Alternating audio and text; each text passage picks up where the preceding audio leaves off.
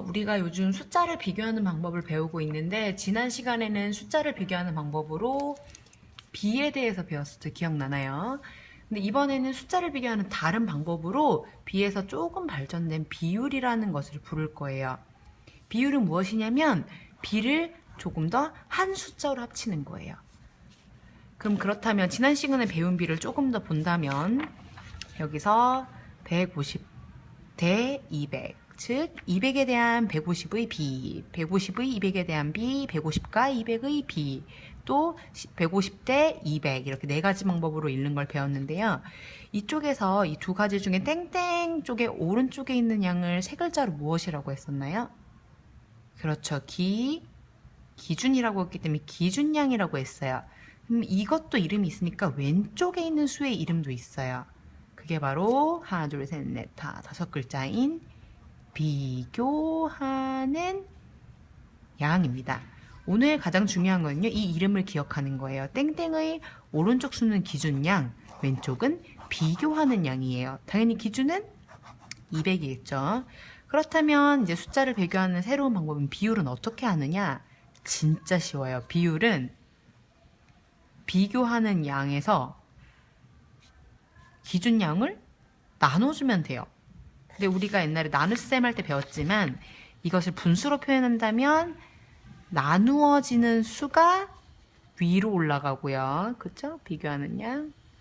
그리고 나누는 수가 밑으로 내려갔었어요. 무슨 뜻인지 모른다? 그렇다면 비율이 2대 3이에요. 비율이래. B가 2대 3이면 P 비교하는 양, T가 기준양이에요. 자, 이것의 비율을 구하세요 라고 한다면 비율은 비교하는 양 2 나누기 기준양인 3. 비교하는 양이 위로 올라가죠. 2, 3이니까 비율은 3분의 2구나 라고 얘기를 할 수가 있는 거예요. 그렇다면 비율은 분수로도 나타낼 수 있는데 또 뭐로도 나타낼 수 있을까요? 그렇죠. 소수. 여기 경우에 2 나누기 3 하면 뭐 0.6, 0.6 정도로 소수로 나타낼 수가 있겠죠. 그래서 두 가지예요. 오늘 배우는 첫 번째는 바로 비율은 비교하는 양 나누기 기준양을 하는데 비교하는 양은 왼쪽의 수, 기준양은 오른쪽 수다. 그것을 분수로 표현할 때는 비교하는 양이 위, 기준양이 밑으로 내려간다. 이게 1번. 2번은 비율은 분수 또는 소수로 나타낸다. 이게 2번입니다. 그렇다면 지금 싹 왼쪽으로 이걸 풀어볼게요. 퀴즈대회에 참가한 사람은 200명, 그 다음에 예선 통과한 학생은 150명이래요. 첫 번째, 퀴즈대회에 참가한 학생 수에 대한 예선을 통과한 학생 수를 B로 나타내래요. 땡땡. 에 대한이 D예요, 앞이에요? 그렇죠, D입니다. 퀴즈대회에 참가한 학생 수. 아이고, 안 보였네요. 200이죠. 그렇다면 퀴즈대회 여기는 D에는 200, 앞은 150. 정답은 150대 200이겠죠. B니까. 하나의 수로 나타내는 방법은 아까 배웠듯이 두 글자 뭐로 나타내면 될까요? 그렇죠. 비율. 뭐 나누기 뭐 한다고요? 비교하는 양 나누기 기준량입니다.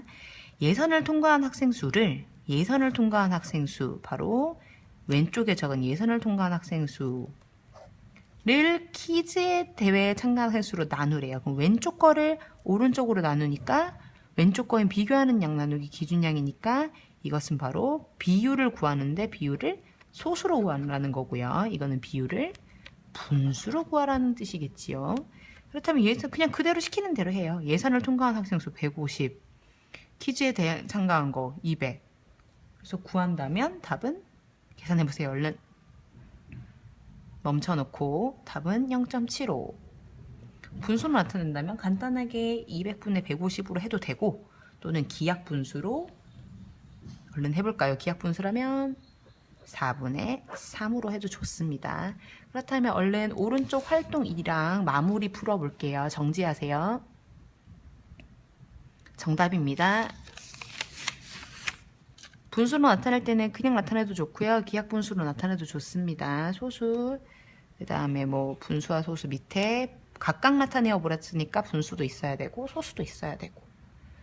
이런 거는 지금 이렇게 구하는 건 어렵지 않은데 우리가 비율을 왜 구하는지를 조금 더 알고 가면 좋을 것 같거든요. 예를 들어서 생각해 보면 추가적으로 알면 좋은데 이건 꼭 중요해요. 예를 들어서 토끼가 8마리고 사자가 14마리예요. 그러면 토끼와 사자의 비를 구하라고 하면 어제 배운 대로 그대로 순서대로 8대 14죠. 여기서 기준량이 누구예요? 그렇죠. 바로 얘 사자예요. 그럼 이 비는 누구 기준으로 얘기를 하고 있는 거예요? 그렇죠. 사자 기준으로 토끼가 어떻니? 라고 묻는 거예요.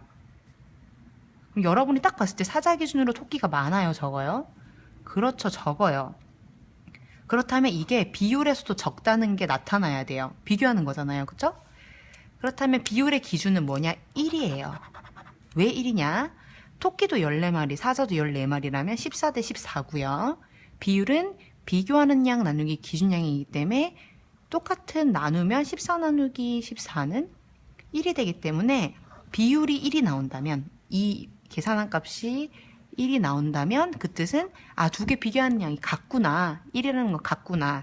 근데 그렇다면 1보다 큰 경우가 있고 작은 경우가 있겠죠. 그럼 이 경우 사자 기준으로 비교를 하는 거예요. 얘가 기준양, 비교양이에요. 그렇다면 한번 구해볼게요. 비율은 아까 시키는 대로 비교하는 양 나누기 기준양이라네요. 8 나누기 14는 14분의 8이고요. 이것을 소수로 미리 계산을 하면 0.571212 어쩌고저쩌고가 나와요. 0.5. 1보다 작습니까? 큽니까? 그렇죠. 1보다 작아요. 즉 비교하고자 하는 수가 기준보다 작다라는 뜻이에요. 그럼 바꿔볼게요. 이번에는 토끼와 사자의 비는 아까 사자 중심이었어요. 그럼 이번엔 토끼 중심으로. 토끼 기준으로 사자가 어떻니? 그렇다면 토끼 기준으로 사자 많아요? 적어요? 14마리 많아요. 사자 많아요. 토끼랑 사자 수 같으면 1이에요. 근데 사자 수 지금 토끼를 기준으로 봤을 때 사자가 더 많기 때문에 비율은 1보다 커야 될까요? 작아 될까요? 그렇죠. 커야 돼요. 그럼 진짠지 볼게요. 토끼가 기준이에요. 기준이 뒤로 가고 사자가 앞으로 가서 14 나누기 8은 하면 1.75가 나와요. 즉 토끼를 기준으로 1.75가 나왔으니까 비교하고자 하는 게 기준인 토끼보다 많구나 라는 뜻으로 비율을 이해하면 좋습니다. 그럼 이 뜻도 다 해석을 할 수가 있겠죠. 이거는 기준과 비교하는 양이 같은 경우, 즉 5. 이것은 기준이 비교하는 양, 큰 경우, 잠깐 헷갈리네요, 선생님도. 기준이 비교하는 양보다 큰 경우, 이것도 기준이 비교하는 양보다 작은 경우, 기준이, 아니다, 잠깐만요. 4분의 6 나누기 4, 6대 4 기준. 이거는 기준보다 비교하는 양이 큰 경우, 이것도 기준보다 비교하는 양이 큰 경우가 되겠습니다. 기준보다. 이해했죠?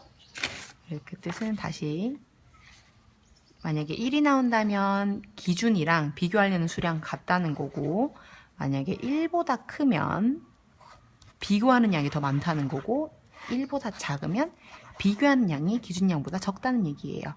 이걸 기억하면서 지금부터 수익 59쪽, 60쪽 멈춰놓고 푸세요. 바쁜 친구는 답을 공개하겠습니다.